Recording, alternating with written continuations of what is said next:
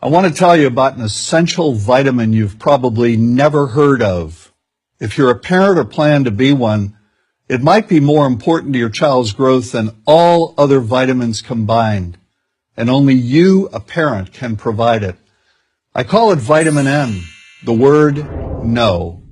More and more children, I find, are suffering from vitamin N deficiency, and they, their parents, and our entire culture are paying the price. Let me illustrate my point with a story that's quite typical.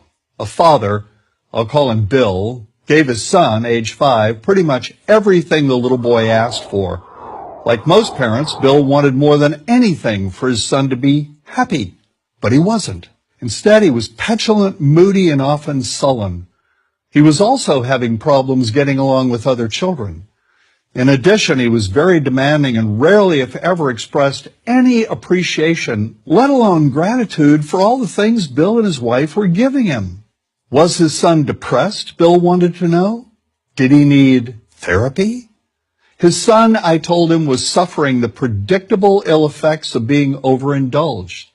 What he needed was a healthy and steady dose of vitamin N. Overindulgence, a deficiency of vitamin N, leads to its own form of addiction. When the receiving of things begins to generate nothing but want for more things. One terrible effect of this is that our children are becoming accustomed to a material standard that's out of kilter with what they can ever hope to achieve as adults. Consider also that many, if not most, children attain this level of affluence not by working, sacrificing, or doing their best, but by whining, demanding, and manipulating. So in the process of inflating their material expectations, we also teach children that something can be had for next to nothing. Not only is that a falsehood, it's also one of the most dangerous, destructive attitudes a person can acquire. This may go a long way toward explaining why the mental health of children in the 1950s, when kids got a lot less, was significantly better than the mental health of today's kids. Since the 50s, and especially in the last few decades, as indulgence has become the parenting norm, the rates of child and teen depression have skyrocketed. Children who grow up believing in the something for nothing fairy tale are likely to become emotionally stunted, self-centered adults.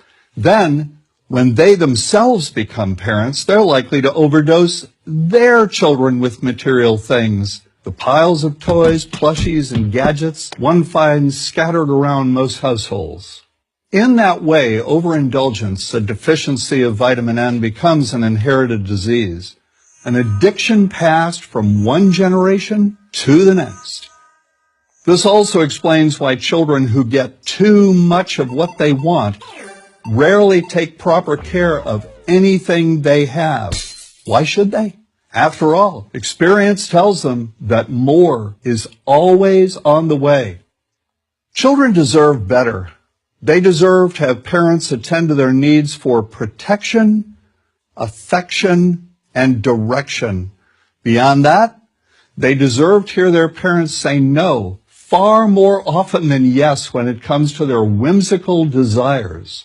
They deserve to learn the value of constructive creative effort as opposed to the value of effort expended whining, lying on the floor, kicking and screaming, or playing one parent against the other.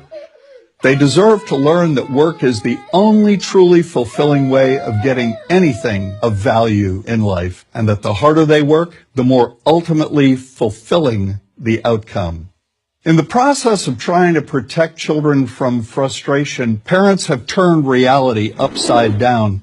A child raised in this topsy-turvy fashion may not have the skills needed to stand on his or her own 2 feet when the time comes to do so. Here's a simple rule. Turn your children's world right side up by giving them all of what they truly need, but no more than 25% of what they simply want.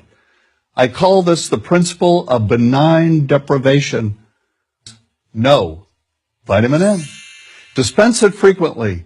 You'll be happier in the long run, and so will your child.